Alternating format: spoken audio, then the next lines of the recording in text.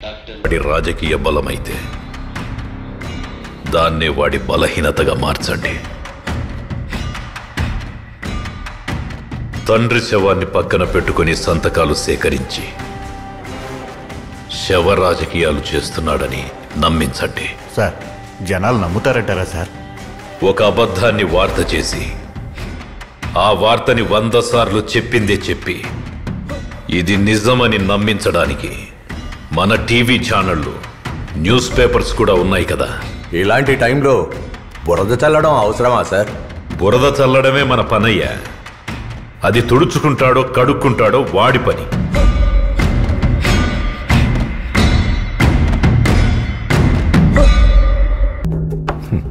అదేం ఆయుధం సార్? రాజకీయ నాయకుల మీద అవినీతి ఆరోపణలు కొత్తేమీ కాదు కదా. వాళ్ల నాన్నను అడ్డు పెట్టుకుని చరిత్రలో కని విని ఎరుగని రీతిలో అవినీతి చేశాడని అభియోగాలు మోపండి. 500 కోట్ల స్కామ్ చేశాడని ఆరోపణ చేద్దామా? పోనీ 1000 కోట్లు? పోనీ 5000 కోట్లు?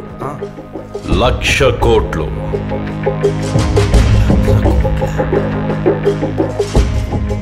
1,00,000 కోట్లు. 1,00,000 కోట్ల అవినీతి చేశాడని ఆరోపణ చేయండి. 1,00,000 కోట్లంటే దాదాపు ఒక రాష్ట్ర బడ్జెట్ సార్.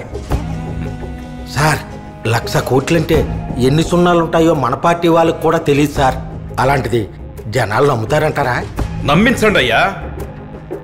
మన టీవీ ఛానల్స్, న్యూస్ పేపర్స్ ఉన్నాయి కదా. 1,00,000 కోట్లని 1,00,000 సార్లు చెప్పించండి. అదే నిజం అయిపోతుంది. ఒక అబద్ధాన్ని నిజం చెయ్యాలంటే అది మీడియాకి మాత్రమే సాధ్యం. అదేం ఆయుధం సార్? రాజకీయ నాయకుల మీద అవినీతి ఆరోపణలు కొత్తేమీ కాదు కదా. వాళ్ల నాన్నను అడ్డు పెట్టుకుని చరిత్రలో కని విని ఎరుగని రీతిలో అవినీతి చేశాడని అభియోగాలు మోపండి. 500 కోట్ల స్కామ్ చేశాడని ఆరోపణ చేద్దామా? పోనీ 1000 కోట్లు? పోనీ 5000 కోట్లు? 1,00,000 కోట్లు.